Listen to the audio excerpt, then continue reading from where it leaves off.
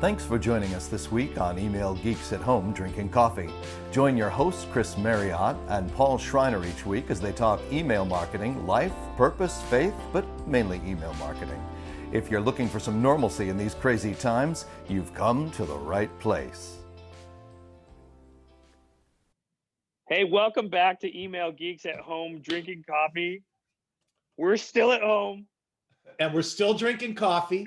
Right. It doesn't matter what's happening around us in the world in terms of politics or anything else. We're still drinking coffee. And we're still at home. And our professional standards have taken a hit. Huge Continuity has always been important to me. You've heard me speak about that in the past, but those of you with sharp eyes will notice when we switch to the actual program, Paul's in a different place. Not He's true. wearing a different shirt. I'm in a different shirt. So obviously the myth that all of this is recorded at the same time has been shattered, and we're not even trying to keep that going. Right, but that's true. The good news is we're back. We're back, and this is a new season. We do what we want here, but we're ready to do a new season. It's a new year, and our new season is really around celebrating sort of the stories of how we got here. Email, kind of this bigger thing, and so today's guest is absolutely going to reflect that. I think everyone who listens is gonna absolutely love it because we dig deep and dive into sort of some of the original stuff. Yeah. Anyway,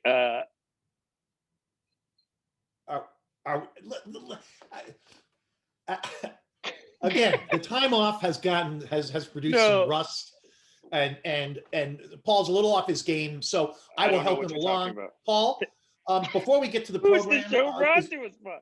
Are we brought to? Is anybody still sponsoring the program?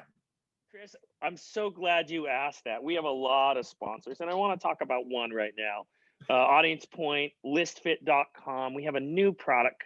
We spent the time off just sharpening our pencils, coming up with new data models, coming up with new ways to use data in a way to make email marketers more effective. And it's absolutely fantastic. It has implications everywhere from increasing engagement, getting higher open rates, higher click rates, to improving deliverability, and honestly, the bottom line, driving more conversions. The stories that we have coming out of our marketers right now are cool, and so thanks to them for making it so we can do this show.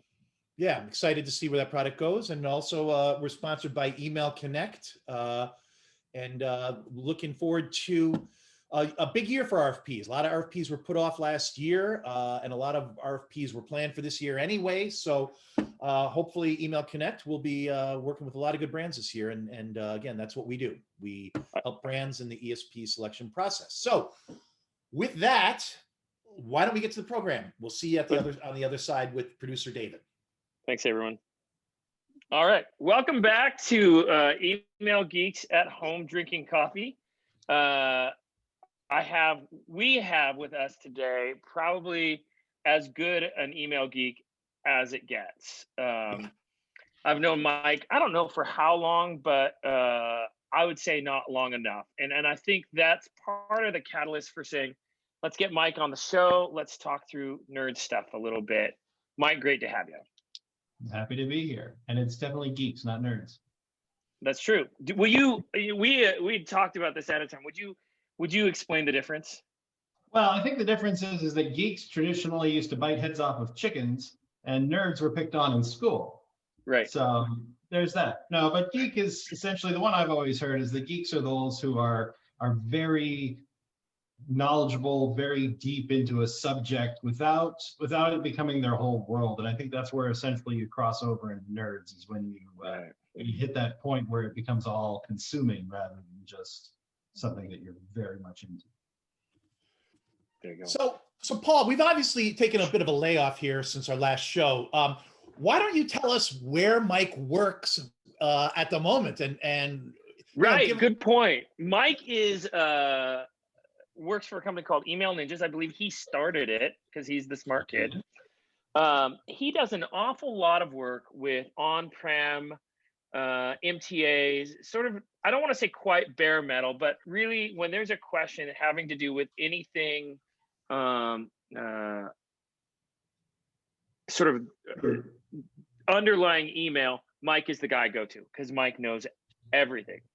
And part of the catalyst in thinking this is I think it'll be really interesting. It'll be a bit of insider baseball today, but having Chris, you, and Mike square off a little bit, because I don't know anyone that knows more about RFPs, rented solutions, software as a service, than you, and in the same way for Mike with on-prem solutions. And I know that they're not the same, and I know that they're very similar, and they're the same thing, and they're different. That's what I want to cover today. So. Yeah, we're gonna do a lot of learning today with Mike. We had on our before the recording, we had a chat with Mike, and already a lot of learning coming our way. And we also want to let our fans know that we listen. We've gotten a lot of fan mail saying we love the show, we love the guests, but you need to sometimes return to your roots. And as Paul said, get your email, get your stuff together. That's what they say. Email, and so we listen. Paul. Producer Dave came to us and said, we got to get an email rock star, kick off the new year, and again, return to our roots. So that we got an email rock star. We're kicking off the year. Paul's dusting off the rust from the layover. And so we're going to get going. So Mike, let's start with a discussion about, sort of definitions. In the email marketing world, there's SaaS, there's on-prem, there's in the cloud, there's off-prem. And I know many of those things mean the same thing. So let's start with the sort of a definition of terms from your perspective. And we're just going to skip past the whole coffee thing. Oh, I guess someone else has a little bit of rust. All right, hold that question. Paul, what are you drinking? Well, Chris, let me show you.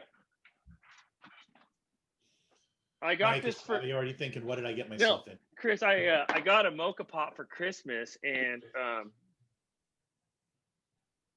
it's just a different kind of brewing method. Yeah, it's just a different kind of brewing method. So, just stronger coffee. And Mike, what beverage are you enjoying? So my wife and I have both been work from home for a very long time. I haven't left. I've worked from home for 17 years at this point. And actually, at this point, she's easily at least 10 years into work from home as well. So when you do that much working from home, you wind up with a pretty much a jury. Is eventually everybody kind of works their way towards one if they're gonna work from home on a continuous basis. There's no office to get it from, but it makes a very nice latte macchiato by just pushing a button with no effort required on my part. Which one do you have? What do you have for that? I think it's the S8. So okay. It's good. It'll automate everything you need essentially, and just as long as you keep the coffee filled and the milk connected, the rest just happens automatically. I was going to say, do you have to steam the milk still, or does it do that as well?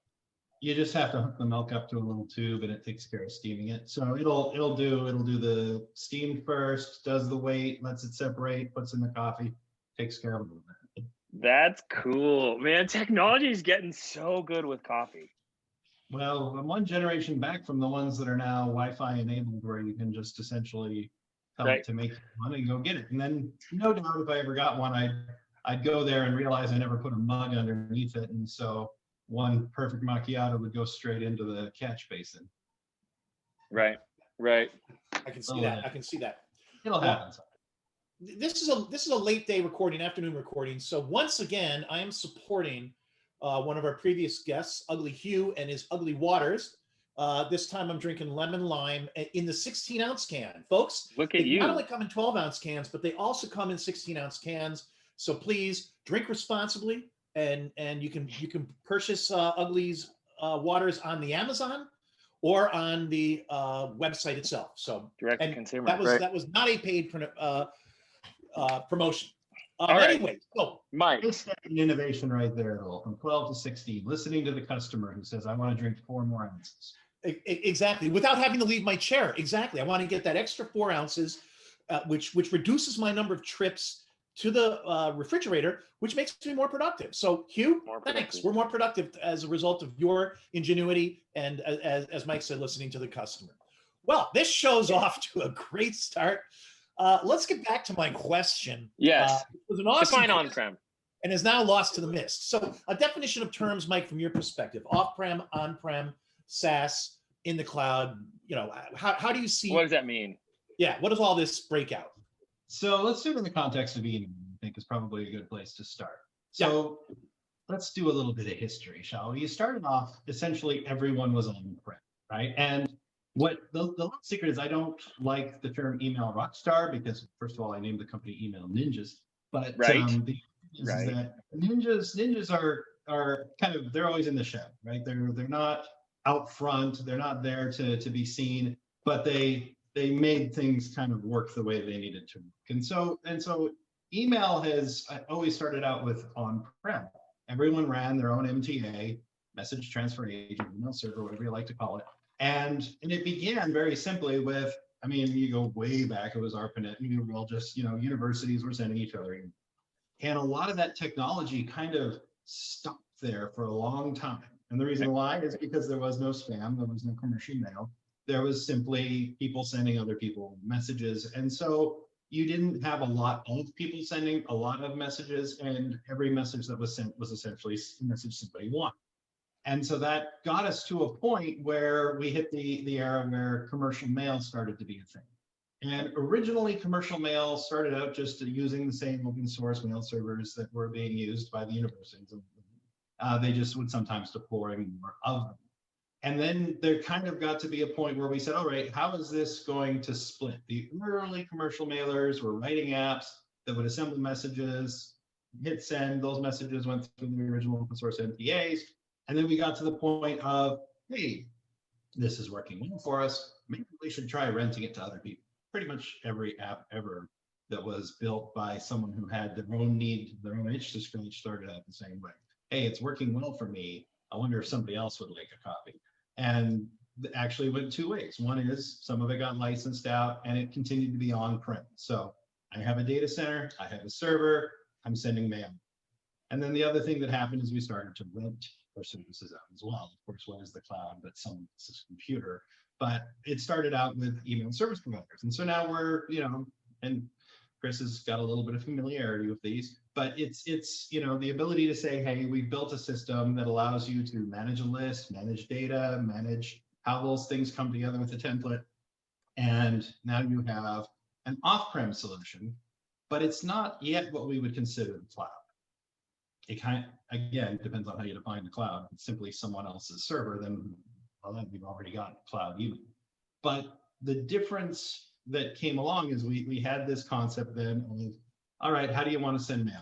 You're either sending out a campaign and you're probably using an email service provider or a campaign tool on-prem on your own server, but there's not a lot of them, or you wrote your own tool that does it, or you're sending transactional mail. It's triggered, it's coming off of, and there's obviously many different definitions of what makes a transactional message.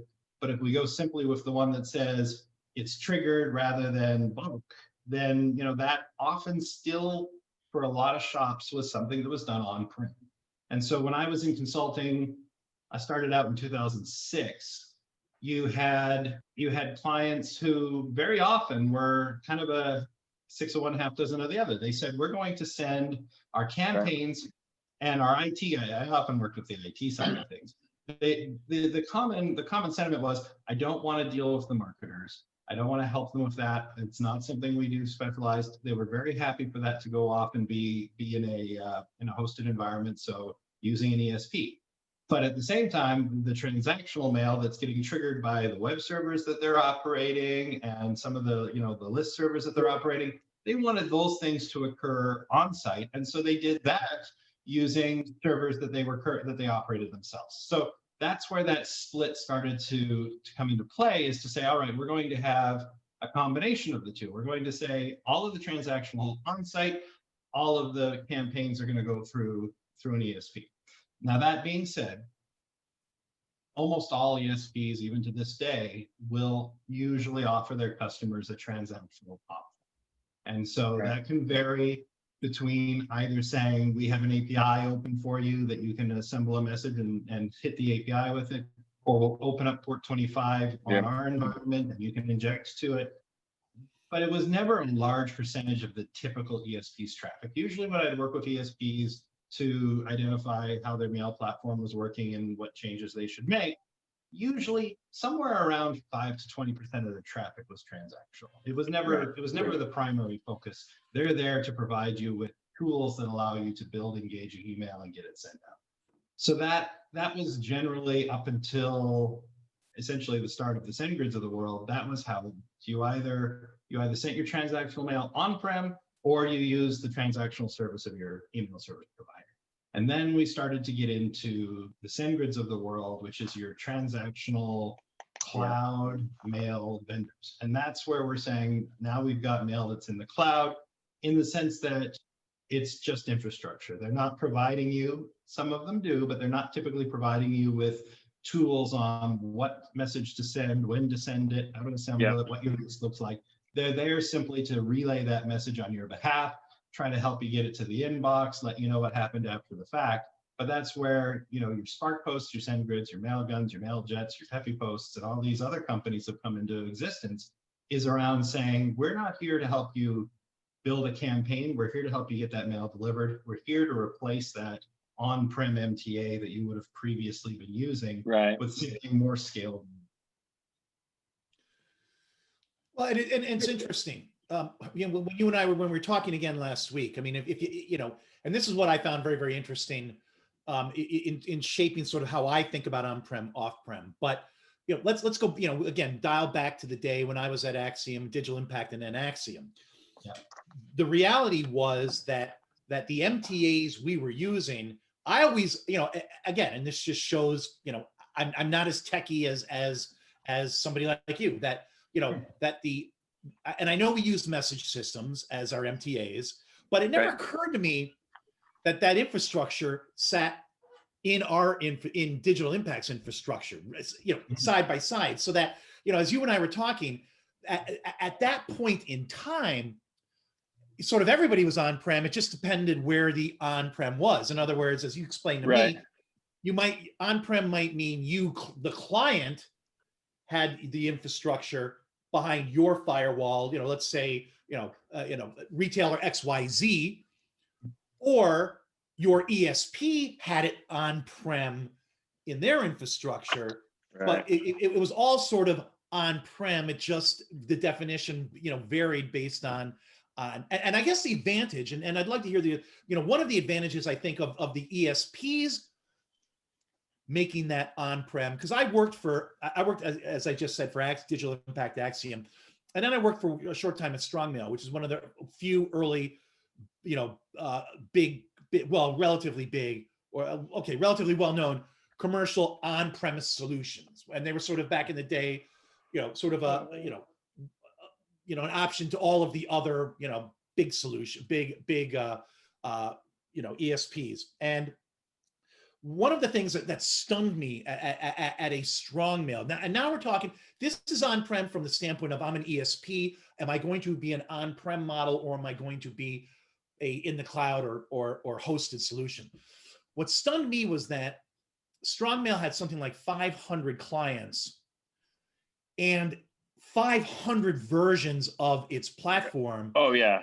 Because one of the big differences then was when Axiom or Experian or Epsilon tweaked something in their email part of their infrastructure, everybody could get it right away. And whereas every time StrongMail made an improvement and I don't want to single out StrongMail. It was the time, Chris. But that was every the time era. StrongMail improved its platform, the only ones who got that were the new clients coming in. Or you have to have a dedicated engineer that pushes out hot fixes and watching to see when StrongMail released a hot fix, and they're like, okay, this is 1.7245. Let's see, double click. Hopefully it's not going to mess with their whole instance. Right. And so that, I guess that's my long-winded way of saying in my work with clients and sort of on-premise, off-premise solutions and considerations, one of my biases was built by that, meaning, at least within that scenario, once you went on-prem with somebody's solution, doesn't matter whose it was, it's kind of cementware, unless, like Paul said, you have something, it's flexible when you're setting it up, but once it's done, it's set. Cementware. That's a You like that? trademark Chris Marriott. Cementware. Flexible when you set up, hard as a rock once it's done. So Mike, how would you, how would you characterize that, my bias there in terms of on-premise today versus in the cloud?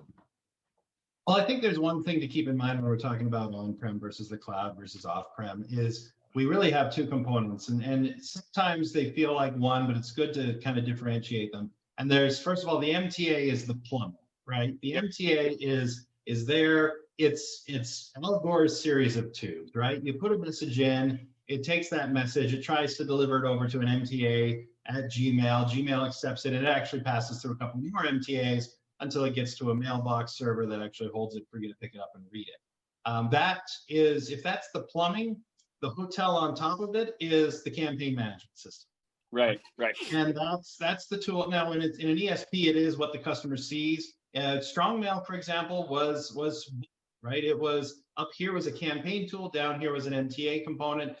Most people, if you use the one, you inevitably use the other. Lyris was another example of that, where they had a campaign tool and it had an MTA inside. StrongMail actually did sell just the MTA part separately. It was never as big a business as the two combined because they weren't as strong, pun not intended, but great, as the competitors when it came to being just the MTA, right? So those two can mix and match, and often they come together, but they don't necessarily. So when you're using an ESP as a customer, you're using their campaign tool, and yes, underneath all of that is always an MTA.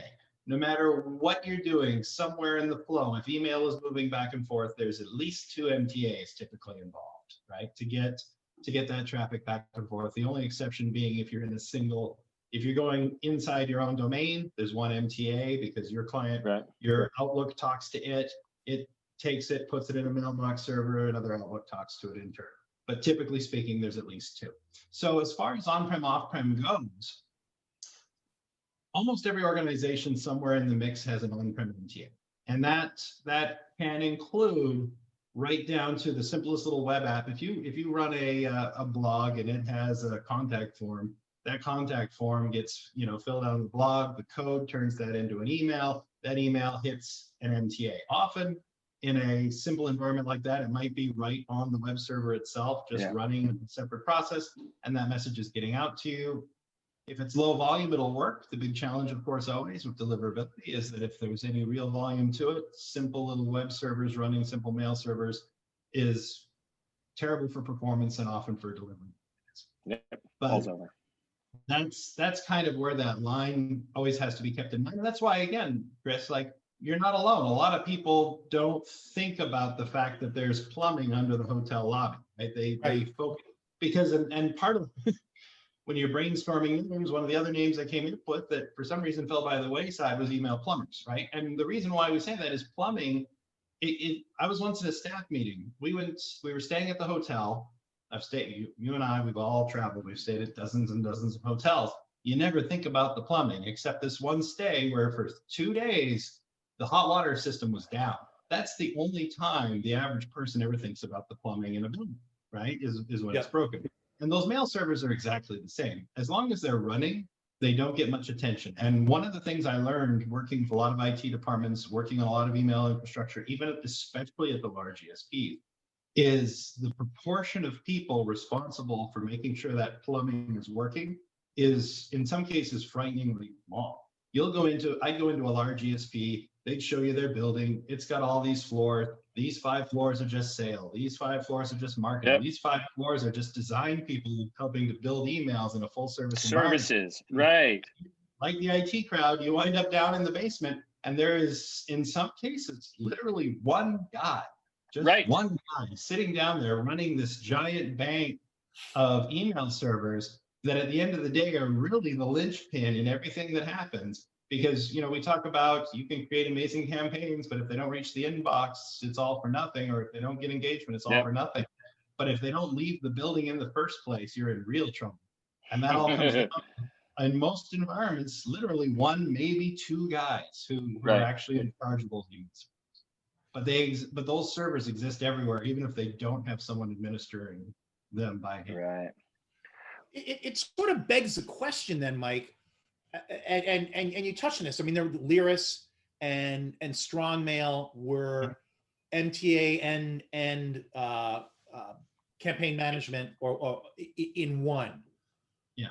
Why wasn't that then? I mean, why wasn't that the natural course of events? Why did they why from day one were they separate things and not all units? Your question is, why do people specialize, Chris? Well, no, that makes it sound like a stupid question. No, I mean, if ESPs couldn't function without MTAs, and MTAs were of little use without the campaign management component, why not just build them all in one? So let's attack the second part of that last sentence for a second. Our MTAs useless without the campaign component. They actually are not, because when you think about it, the campaign component is responsible for marketing mail, bulk messages. The transactional side of things very rarely runs through a campaign system, right? So if you look at a large environment, I've worked with clients where we had one where it's a very large corporation. They do a lot of marketing, but they also do a lot of different services, print and everything else. And we came in and they said, look, we've got to get a hold on how mail is operating out of this organization, because you think about the campaign system. They did have an on-prem campaign management system. I can't remember if it was homebrew or if they bought one off the shelf, but they had the campaign tool. But then also they had servers that were sending out birthday greetings to people. Those weren't running through the campaign tool. It was a separate server that would ping the database once a day, look for whoever had a birthday that day, roll it into a message that had been pre-programmed, and fire it off to the people who are having birthdays. And then over here, there was a purchase order system that was sending out receipts. And over here was another system that was sending out notifications. And so the reason why there's always going to be a separate MTA, even for an ESP, is because there's always a lot of systems that are generating mail. If you can go into a shop and they say that's the one thing that sends mail and that's all that sends mail, that's not a very large shop, right? Typically speaking, you're looking at environments where there's dozens of systems. And with this client, when we were deploying a new MTA platform for them that kind of had this backbone functionality, route the messages, figure out what system they should go through, it took multiple attempts to deploy it, because we'd set it up. They'd send an announcement to all the teams, hey, we're moving to this new bank of mail servers. You have to repoint your app at them, because after this date, we're closing the outbound email off on the firewall, except from this bank of servers. Right? So this is the only way out. Did it, closed the firewall, waited half an hour, people started calling and screaming that their mail wasn't going out because they didn't read the notification email. They just noticed the mail stopped working. And so we said, okay, we reopened the firewall after identifying the groups that missed it and educated them, got them looped in. A week later, closed the firewall again, found the next batch of people who screamed. Like, there's that many systems sending email in a typical environment. The other reason why they're often the other reason why they're often decoupled, even in an email service provider's infrastructure, is what I was talking about before. There's the plumbing and there's a hotel. And I used to go into ESPs on a regular basis to talk about, switching over to using Momentum by Message System at my former employer. And we walked into places that literally built their own MTA. And they were very proud of the MTA that they built. One was built entirely in PHP, which is amazing if you know anything about PHP and programming, and Paul does. That's a crazy thing to build an MTA. Right. But the thing is and the message that always resonated, and the reason why I've been saying hotels and lobbies for a while, I would go in and say, if you're Marriott, are you going to make your own pipes and build your own plumbing and create your own water boilers? You're not, because the customer chooses to use you by what's up here, the lobby, the room, the conference center, gym. This is what gets you a new customer. Down here, the plumbing only ever is, the customer won't know it exists unless it breaks. So outsource this. It's not your specialty. It's not what you do best. And every hour you spend building your own MTA is an hour you could have been building something customer facing that will actually differentiate you and get you more business. And that's why MTAs are typically separate. I'm going to change this a little bit, because I am seeing a little bit of shift in the market. And I'm curious your take. I'm curious, Chris, your take. So with GDPR, with CCPA, with all of these legislations that are coming out, it's becoming easier and easier to make the justification to say, I'm going to keep all of my data in-house. I don't want it leaving at all, right? And so the idea of even like an email service provider, they're like, I can't, that becomes a harder decision to say, because we're looking at it, we're saying which one creates less pain for me, right? It's less painful for me to go out and pay someone to have their ESP login, all of that stuff. But now I'm letting data, potentially personally identifiable information, outside of my circle of control, right? And so I'm seeing more of that. I'm curious what your take is, Chris. I'm curious what your take is, because this is pretty fundamental to our industry. It's interesting, especially when you talk about, again, mail servers, because it's all they ever talk about. Because even there's arguments. Like people will say, oh, I can put my mail server in the cloud, and I tell people this, more from a security perspective, is when you send an email, do not consider it to be a letter.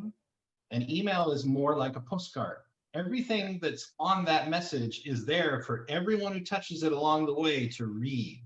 And so one of the arguments we'd use when people say, oh, I don't want to have my data in the cloud, I don't want to use a cloud mail provider, is I'd say, by the time you hand it to us in the cloud, it's already, you've filled out the postcard. You're not storing your customer database, it's just the postcard. But some organizations consider even the information that would be on that postcard to be, so I'd say don't put PII on the card, but some organizations consider even the email address that you're sending to be PII. And they don't want logs from these routing services from the providers to have even that PII in them. And so, yes, there has been a shift where you're seeing a resurgence of on-prem, in some cases in campaign tools. I mean, I'm here in Atlanta, and one of the members of the community here is Message Gears, and they've built quite the business around the idea of saying, look, we'll go hybrid. Your campaign tool is going to be on-prem with all your data next to your data, and your mail servers are going to be up in the cloud hosted by Message Gears potentially. So that they're saying, look, we'll give you that kind of middle of both worlds thing and say, keep your data on site, we'll just handle the relaying. And there's other companies that are, starting to look back at like, what is there for on-prem campaign management? You look at Adobe, for example, they have multiple campaign offerings. They have Adobe Campaign Standard now in the cloud. But they have never dropped Adobe Campaign Classic, which is their on-prem offering. And the reason, quite simply, is that there will always be a customer, whether it's because of these laws, or they're a financial company, or they're HIPAA compliant, or they're in the government, that will always say, we want to keep all of it on-prem because we're not going to let that data sit on a third-party site. So it really does, it's going to always be a decision made by, the CTO, the COO, the CSO, where are we willing to draw the line as far as the circle around our data? And as long as there's companies that say strictly on-prem, there will always be offerings that are on-prem. Right. Chris, what are your thoughts on that? Well, I mean, this is such a great conversation, and one of the first things that I want to address, rather than the thoughts, because I mean, what I would have said before Mike spoke, and now we're entirely different. I think Mike made a lot of great, hugely valuable points, and about the postcard versus the letter. And it got me thinking that, like, for example, so Message Gears, which is a great platform, but it isn't, if privacy is your issue, that doesn't solve that any more than a cloud-based ESP. I mean, if I'm totally following what you're saying, right? If privacy is the number one thing, you've got to have both the campaign management and the MTA on premise. You can't, and that's why, as you said, Adobe Campaign Classic fills that. StrongMail used to fill that, and I know there's several other players that you work with that still do that. But if you're using an MTA in the cloud, and I want to give credit, first person I heard use that phrase was David Daniels. I used to work with him, and he used it about 10 years ago describing Message Gears when we were doing the Sears RFP. I don't know, 2011 or so, before the onslaught. I mean, SendGrid was around, but before those, as you mentioned, that they've become much more prominent recently. The transactional SMTP relay, whatever you want to call those those types of ESPs. David would call them all MTAs in the cloud. And actually, I keep meaning to say, if you've gotten this far and haven't Googled it and don't know what MTA is, it's mail transfer agent. Mail transfer agent. Mike said it. He said it right away. Oh, okay. Well, I missed that. Anyway, what I want to touch on is also, again, this is what I've seen in the vendor landscape, Mike, which is the rise of the transactional ESPs or MTAs in the cloud. SendGrid, Peppy Post, Spark Post, Mailgun, all the above. All the above. Strong view. Has given rise to a whole new type of vendor, and love your thoughts on that. Back in the day, or even still in the day, people are still, the big ESPs are still using, the MTAs, not in the cloud, the MTA on premise at their data center. Yeah. But now we have, and I see, and this has become for my clients in the RFP space, the interest is skyrocketing on those new vendors like Iterable, like Cordial. Yeah. Blue Core is not new, but now they're trying to be a full-on ESP instead of just a transactional ESP.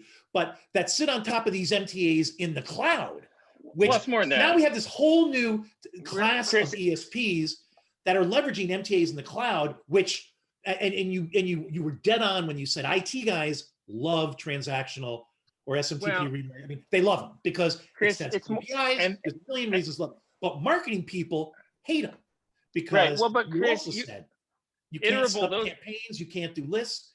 So now we've got the rise of these ESPs that say, all right, we're IT guys, you keep your SMTP relays, and we're gonna satisfy the marketing people and create this whole new layer and type of ESP. I mean, I think that's fascinating. What do you? So where do you see that? Chris, I'm sorry, Paul. What are you trying to break in? No, the appeal of those Iterable cordials, it's not just the MTA that they can set. It's kind of a best of breed. You can go down the all you can eat aisle and just start scooping. How about a little taxi for email on here? Right. But Mike, anyway, your thoughts on that? So the way I look at that, there's a couple of things. One is like Paul said, there's a best of breed concept, right? A lot of it goes back to, and some of it goes back to that hotel analogy, right? Those guys are essentially saying, look, this is what we do well. We build you a wonderful lobby, right? You're gonna be able to take that lobby, plug it in, work with it, but we're not going to pretend that we're also very good at the plumbing. We're going to let you pick your own plumbing. And there's a couple of benefits to that, right? The first is that it allows you to start mixing and matching. A lot of sender reputation is still domain, but a lot of it is still IP. If you're using a provider in the cloud and you're using your own private IPs, then you're in a scenario where you say, my IP reputation is my own. There's something nice about being able to say, and if I so choose to move from OnGage to Iterable, and keeping that and moving it with me. It's also why companies like OnGage and Iterable are also willing to say, oh, you do have servers still on-prem, they have good IP reputation, you have those Power MTAs working just fine, no problem, we'll talk to them, and you can continue to use your infrastructure to deliver the message and keep your IP reputation. The main reason why people move to these ones in the cloud is a couple of things. The reality is a lot of it comes down to just what spammers have done to how we all have to get mail delivered.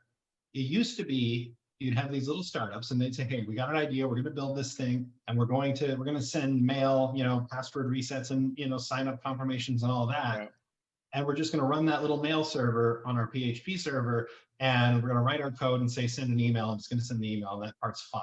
And at first it is, right? They test it, they put it in their Gmail address, the message gets to the inbox, they're like, yes, it works. All right, moving on to the next part of our minimum viable product. But now, either they get the volume up or just whatever it is, you can't generally be as successful anymore. The volumes, the number of hoops you have to jump through these days is so much more complicated to deliver mail, right? Now you have to have your DKIM correct. You have to have your reverse DNS correct. You have to set up your SPF. There's all these things. You have to do proper traffic shaping. You can't send more than 5 messages at a time for one connection to Yahoo. And if Yahoo tells you TSO1, you need to pause your sending until later on and then resume it. Like, all of these things have made it much more complicated for even a small shop to reliably Right. get messages to the inbox, and forget everything that happens above in the hotel, not even segmenting, list management, compelling content, engagement, forget all that. Down here under the hood, Legal compliance. right? So Yep. that's the appeal of the transactional providers, because the reality is deliverability as a in the weeds, under the hood knowledge concept, not there's two kinds of deliverability, right? In fact, I always tell people deliverability is three things. It's who, it's what, and it's how. Who is keeping your list clean? What is good content practices? And the how is everything happening down in the plumbing, right? The deliverability people who know the how as well as the who and the what are not that, they're a rare breed, and there's only a finite number of them. And we really are in a place where there's not enough of them to go around. And so if if you have that knowledge, you're either working for an ESP or you're working for a large, or you're working for one of these transactional vendors. There's not a lot of organizations that have the resources to have these people in-house. They're not cheap, even if you can find them. So you wind up going over to these transactional MTAs in the cloud, because you don't have to have that expertise in-house. A lot of these providers not only have good deliverability people, but as an add-on service, if you want to get deeper in with them, they also provide those people to you as a consulting resource. Yep. So option number three, of course, shameless plug, is the consulting shops. I mean, Can you give us an example of one, Mike? I would say Inbox Pros over at Trendline Interactive, or maybe Postmastery in Europe, or you could call the email ninjas, right? The email ninjas. I'm going to call email ninjas. It was in there Me somewhere. too. But so that's why they tend to move to these kind of shops if they're sending transactional mail. So nowadays it's becoming much more common as a startup. And a lot of this is also very much thanks to the fact that SendGrid has always had incredible developer output, right? So it's become much more of a given now. Hey, you'll see this on the boards. I'm building a new app, we're trying to do this, and they'll say, just hook onto somebody's API and send mail over there. It's no longer assumed, like there's no longer a, hey, run the send mail function in PHP. It's grab the wrapper for whatever transactional provider of choice. Right. And frankly, a lot of them just recommend it all based on price. Oh, well, this one has the lowest price. This one has the biggest free plan. But it's now almost a given to say you're building an app. It's going to send mail. I'm going to grab one of these SDKs. I'm just going to build their service into my product and let them take care of the rest. I don't want to worry about deliverability. Right. And so all of these companies now are very much following that model. Catch them when they're small, grow with them, and carry through as the volumes grow. You don't typically look at on-prem for commercial mail as something viable until you're at least at around 1 million messages a day, right? Like if you can't hit that kind of volume, if you can't do 10 to 30 million messages a month, odds are you're better off on one of those providers. This is transactional again, right? If you're doing campaign, unless you have a really compelling on-prem reason, you'll never build as good of a campaign management tool as what you can get out of an ESP anyway. Absolutely. And the ones that you can install on-prem, if it's cheap, it's probably not good, right? So, but in the transactional world, if you're not hitting those volumes, you're probably not looking at your own MTA. Just because, again, the cost of the knowledge to really be effective is too high for that. And people will say, "Oh, it's working," and I'll say, if you don't have the knowledge of how to do it and you send on-prem, it's going to work until it stops working, and then it probably will never work again, right? Because you'll have deliverability mistakes that your reputations burn, right? So that's where people are now starting to shift. We don't see so much low volume on-prem traffic because it's so hard to do effectively. It's interesting, and another part of my bias, Mike, to on-prem, and then I want to ask you more about what your typical client engagements look like. But part of my incoming bias in on-prem was based on those clients I've seen over the years. We had one at Axiom, financial services company that said, we're not really financial services, we're a technology company. I said, no, well, nobody thinks you that way, but okay. And they said, yeah, we're going to build our own, because we're a technology company. We're going to build our own ESP in-house so we can save money. Mm-hmm. And I said, sort of, Ricky, don't lose that number here. Here's my number. Call me when, you raise the white flag. And of course, 2 years later, they had 40 people working full time on their in-house saving platform that, was stuck 2 years in the past, Right. because that's, once they built, created the requirements, they were 2 years old. So they were building an ancient, and they came back as I knew they would. So when you talk about on-prem and the type of work you do with clients, you're not suggesting, I guess, and I mean, and it doesn't sound like it, but it's not, you're not an advocate of, marketer, ABC, online retailer, it makes sense to build your own on-premise solution. That's not what you are advocating at all. And again, that's where a lot of my bias on-premise came from. But rather, you're making the case, again, reasons that these are still packaged solutions. They just are on-premise versus off-premise. And not only that, but this is again where that line between MTA and campaign management comes into play. Really, neither of these things should be built yourself anymore in this day and age, okay? You really, really shouldn't build your own MTA, and you really shouldn't build your own campaign management system. Whenever I talk about on-prem, and again, my business is entirely about saying, how do I make on-prem senders successful? What I always mean when I say an on-prem sender and making them successful comes down to the idea of you're going to run your own MTA, so you're going to do your own message routing, but I would never get into telling people you should be building a list management system combined with a template management system that generates messages out and merges them. The only customers that I deal with that have those things on-prem are ESPs who are in turn providing it to others. There's probably a handful of customers that fit into that category as well, like a Groupon type. They're company based around email. They have that much volume. Well, but those are what I would consider more like a deep data play, right? They are not so much. They're not trying to build themselves. And again, they're not building a campaign manager. They're not building something that users are just going to go into and be like, I want to make a list and I want to do this. They're tying into their data. They're doing things with it. They're generating messages, but those aren't even really like traditional marketing campaigns because of the sheer amount of work that they do to massage the data and say, based on this, based on that. Theoretically, there are ESPs who could do what Groupon does. The challenge, of course, again, becomes, does Groupon then do an economy of scale of going out to a third party, given how much volume they send? Or is it the bottom line is there's always, for some organization, a mathematical reason or a mathematical logic to build their own.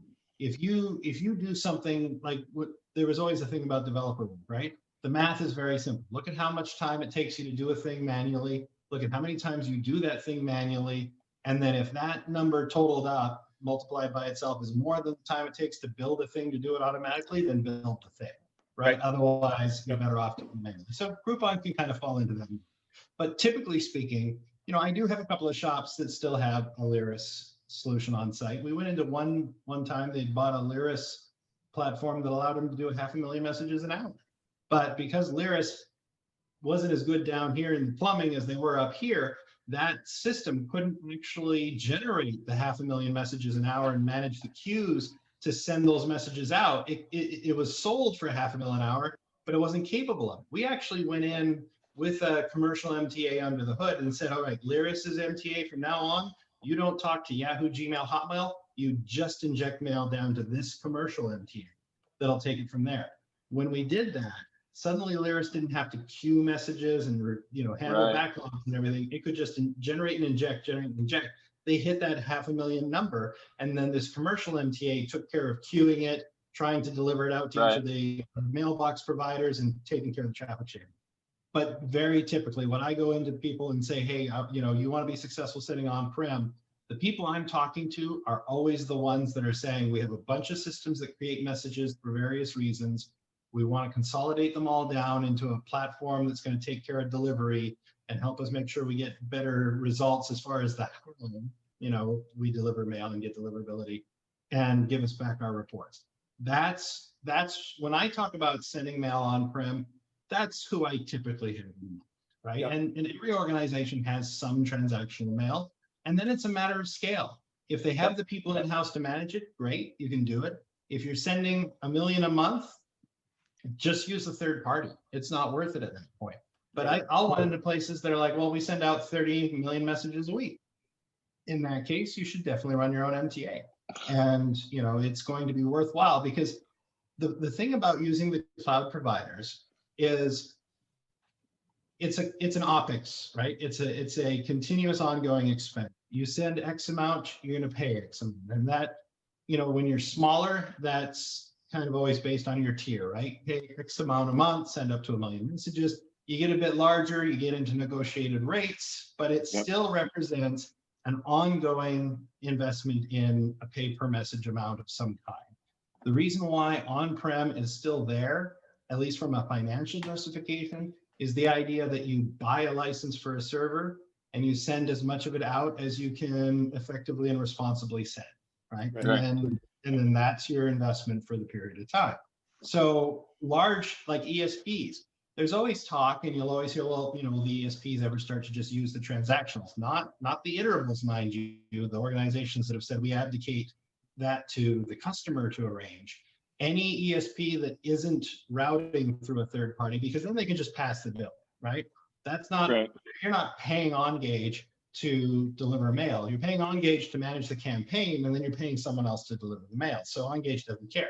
But when you're dealing with Exact Target, I'm too old school. When you're dealing with Salesforce Marketing Cloud, you look at them and their math is going to be, we can't pay a tenth of a penny per message to someone else because we're not collecting that on the front end. They won't add that to their margins, right? So they will. These organizations are very resistant to ever moving those messages over to a third party cloud because they send so much of those messages, so many of them. Good stuff. And we could probably do another hour, but we don't have time. I could easily. I could. Nerd Paul could. This is fascinating stuff, Mike, and there we go. Hugely educational to me. I mean, I'll admit. I mean, this is stuff that I think a lot of us don't think about, and certainly don't understand. Even if we think about it, don't understand to the degree that you have. And I think, again, hopefully, folks listening today feel like I do, that you have a better understanding of really the infrastructure of the email marketplace and where it fits.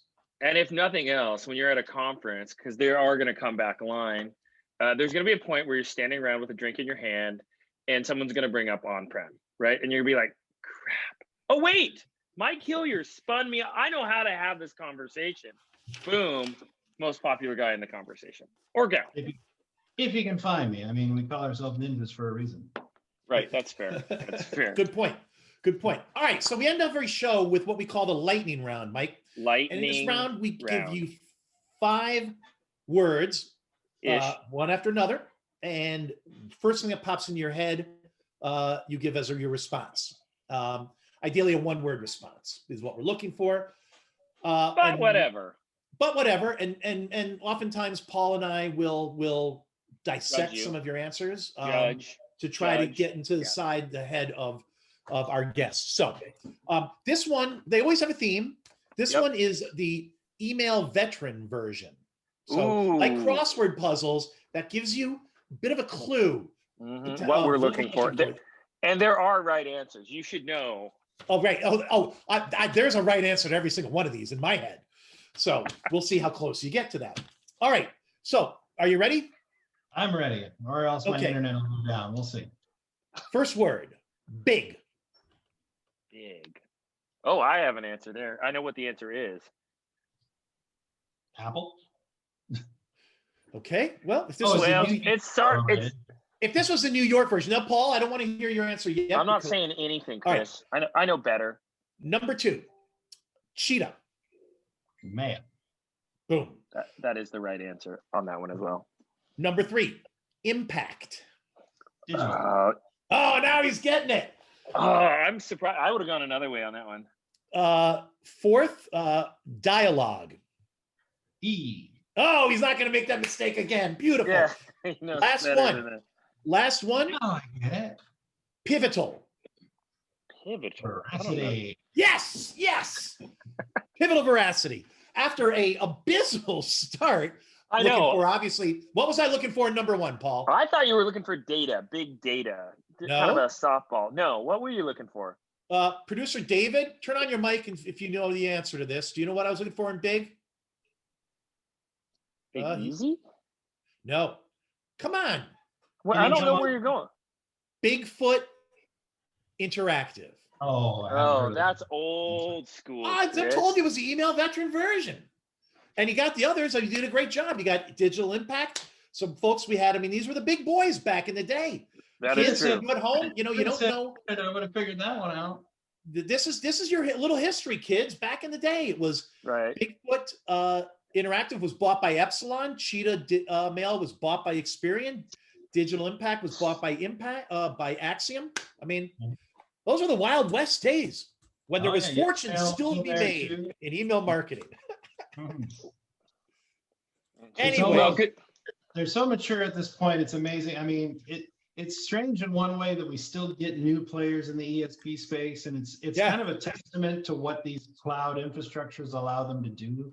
So, I mean, can you imagine without the resources of an AWS or an Azure trying to build a new player in the ESP space in this day and age, given how much Oh yeah. start these companies have? Like, yeah. if it weren't for these providers, I don't think you could come up with a viable contender these days.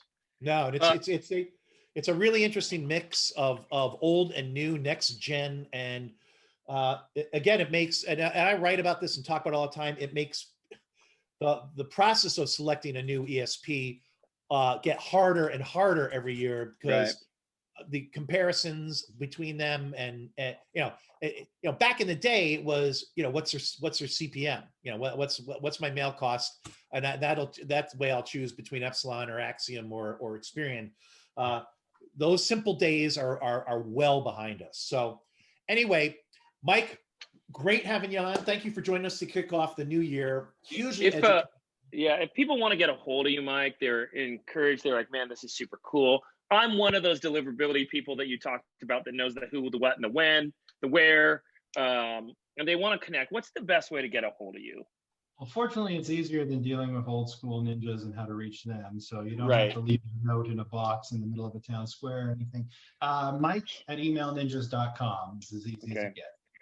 And say, hey, I heard you on the show. Would love to talk more about X, Y, or Z. Obviously, you've got services, so if people want to engage you, that's available as well. Man, that guy's way smarter than anyone I know. I need to pay him. We're here to help anyone who's trying to be successful sending mail on-prem for whatever reason. There you go. Cool. That's good. Okay. Mike, really do appreciate it. Joining Thank us, you. Mike. Paul, as always, a pleasure. And we'll see you next time, folks. And we're back. Oh, I don't want to say. I can't keep up with the shenanigans that you guys can pull. I don't want to say that we had a plan and we were both going to babyface it, but we did. I mean, I may throw up. I mean, these are not pretty. For those of you who are only listening, you should congratulate yourself on your wisdom, because were you seeing what I'm seeing? It is slightly nauseating looking at baby Paul and baby producer David. So one thing that happened over Christmas, Chris, was the Snapchat, which is what the kids are playing with. You know the Snapchats? Yeah. I know the Snapchats. They released a new cool tool called Snap Camera, and it allows you to change how you look on your Zoom calls, which not a good plan for someone like myself or David, who, So anyway, that's something that happened over the break. For your benefit, I'm going to go back to regular Paul. Oh, much better. I'm back. Yeah. Oh, and there we go. And I see David is also, he's got his Christmas tree out by the curb, which is good. Yeah. You don't want to burn the house down. Our Christmas tree, I put it by the curb yesterday. Because for those who are not in the know, in the Catholic Church, Christmas season extends typically, the Christmas season officially continues until the first Sunday after the feast of the Epiphany.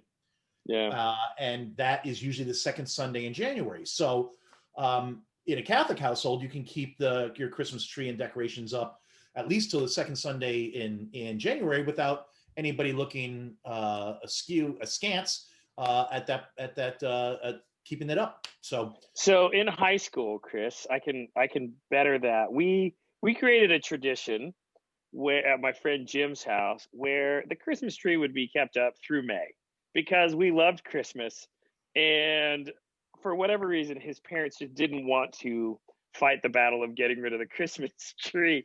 And so I mean that thing was so dry and such a fire hazard, but we got to live Christmas through May. And so as much as I can appreciate your extra 2 weeks, 5 months is even better. Yeah, you got me beat. You absolutely got me beat. But the good news also is we are returning to Alabama this weekend on Saturday. Good. And in Alabama, at least, you know what happens? We know what season you go into the minute the Christmas season ends? Summer. Mardi Gras. Oh, is it? So, perfect. I mean, I'm serious. So it's already Mardi Gras season in Alabama, and we left our we bought a fake tree for Alabama this year. We decorated it around Thanksgiving for Christmas, and then I took everything down before we came back to Chicago. But I left the tree up. So first thing I'm going to do when I get back down there is decorate the tree with Mardi Gras colors, which are gold and beads. And beads, right? Beads you've personally earned, I'm sure. So I'm hoping that by our next program, or at least shortly thereafter our next program, I will have a Mardi Gras tree in my background. Sure. Out of curiosity, though, Chris, how many strings of Mardi Gras beads do you personally have, and how did you earn them? Oh, there was only last year. I got one of the things they do in Fairhope, Alabama, and around Mardi Gras is have a parade of kids and their dogs. So producer David would love that. That may be something to come to. Yeah. And sure. I got and my wife and I, we hadn't even bought the house yet. That was the weekend we found the house, but we went and watched the parade, and I got 3 strings of Mardi Gras beads. Just by attending the parade. Just by attending the parade. Now, this is amazing. All of what you are implying, Chris, none of that happened. It was a wholesome family event. It was a wholesome family event with the dogs. And unfortunately, I don't think I'll be down there for that parade this year, and I don't know if they'll have it given the pandemic. Now, are you fully bought in on Mardi Gras? So you're doing the what's it called? Cake, the king cake. Do you do that as part of it? Oh yeah, I mean, we have to learn how to make the king cake, but yes. And by make it, you mean you find a bakery that bakes it and you pay them money and no. Betsy's already talked about getting recipes. No, my wife's already talked about getting recipes to make the king cake. Now, we may have to buy one before we learn to make one, but we're going all in on Mardi Gras this year. That's for sure. That's good. Well, I say when in Rome, or in this case, Fairhope, Alabama, do as the Fairhope Alabamans do, which is Mardi Gras up. Mardi Gras for like 6 weeks or so, and I'm good with that. You know, I like and the purple, with gold, and green. With 2020 and 2021, Chris, we need more Mardi Gras in our life. You want to take 6 weeks to do it? Take 6 weeks.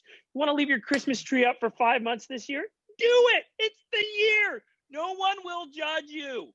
Well, I'm just hoping we haven't encouraged producer David to go after the program to go drag that tree back in the house. Too late, David. You need to leave it by the curb. You need to leave it. Or, David, I believe there's lots of your neighbors who place their trees on the curb for you to pick up, and you could have an entire house full of Christmas trees at literally no cost. Interesting. Yeah, I could do that. So if I were to go all in on Mardi Gras and have multiple trees, I assume I'd have to have multiple king cakes, which would mean I'd have to buy multiple plastic baby action figures. And I'm wondering, Chris, do you know where I can buy the baby action figures in bulk?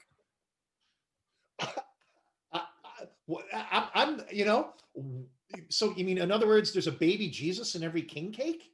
Isn't that a thing? They do bake babies into it, and kids are super stoked about getting them. Oh, well, see, I'm not steeped in the tradition yet. I will Chris, admit. What they are is they're baby seeds, and what you do is you poke a hole in the ground about 3 inches deep. You you push the baby seed in, you cover the hole, water it every day, and then by Easter, a baby sprouts. That's how that works. So, Christy, I thought that the baby thing in the cake was that's all I know about Mardi Gras. I know beads and they have babies in cakes, and that's it. Is that not as common? Baby seeds, right? Baby seeds. Right. Well, all of this is getting to be a bit too much. I'd like to say, to get us back on track a little bit, great episode with Mike. Absolutely. He was on and awesome. I mean, there is that. Mike, again, outstanding episode. I learned so much, really about as you kept referring to, the plumbing of the internet, and the plumbing of email marketing. And, as Paul said, new season, we can do what we want. This is season 4. We're declaring it. I don't think we got a full 8 episodes of season 3. One day that'll be a trivia question. Which season did not have 8 episodes? And that's why we do it, right? So that we can have trivia questions. Right, exactly. So this season, again, we're gonna try to bring every week in season 4 people who have been in the industry for a while, who can bring a perspective as to what's changed, whether it's the technology, whether it's the use of email marketing, to give everybody sort of a sense of the history of what we do.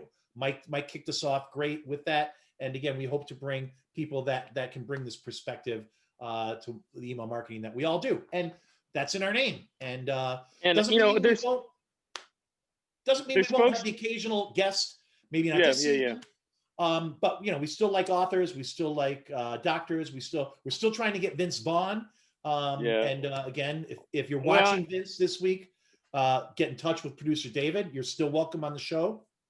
And there's sort of some of these sort of types that we've already had on the show: M.K. Marsden, Ryan Phelan, right? And Chester Bullock. These are people that we could easily revisit and have a fantastic conversation of remember when, tell me about, because there aren't historians in email, right? There's not a book that says, let me just tell you about how this whole thing started. It's still so very tribal in terms of history, and which I think is part of what's fun about getting together with the folks that have been around forever. And like I remember being at a show with Joel Book, and he was telling me about early days in Exact Target, where he's holding up a fan to try and cool down the email servers, and they're all doing it, and how it grew out of like a laundromat, right? Those are the stories that I think we want to sort of capture. Yeah. And so, will we revisit some of the folks? We certainly could. But again, we want to feature as many voices as we can to tell those stories. True. So that's what you can look forward to in season 4. We haven't even officially named it yet. We'll come up with that soon. Paul had some bad suggestions that horrendous suggestions. Terrible. I mean, terrible. Misleading, misleading and pandering. Pandering is that certainly should be included. So. Well, Chris, if anyone who's lasted this long, obviously they're a glutton for punishment. And now is the time to say, make sure you subscribe, make sure you like, let us know what you're liking, engage on the Twitters, on the LinkedIn, let us know who you want to hear from. I mean, the same guests we do. So let us know, hey, I really want to hear from this person. They have a great story about email and let's tell it. And so let us know. Let us know. And I also want to say that producer David has his what was your New Year's resolution? You want to share, before we sign off, do you want to share your New Year's resolution with I'd love to hear that. Crowd? Sure. I know that there's a lot of people interested in you going public with that, David. Yeah, no, absolutely. And if I share it with everybody, all of our millions of listeners, then I have to be held accountable, right? That's exactly right. So my New Year's resolution was verbatim, above all else, be a better producer. And I plan to be that.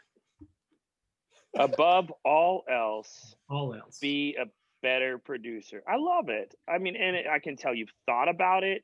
You phrased it. It seems grammatically correct. And so points for that. I just feel like you're already doing it. Check that off your list. What do you think? No, you know what? We love our fans and admirers of producer David, or fan favorite David Inman. I want you to keep his feet to the fire on this, because there were times last year he let us down, frankly. A lot. I mean, miserably so. Right. He would promise some follow-up Right. that wouldn't happen. Never He happened. would book guests who would cancel at the last minute. So Last second. we're all a little bit excited. Hashtag I'm with David. Hashtag I'm with David. It's gonna trend. It already has, and we're not even launched yet. Exactly. Hashtag I'm with David.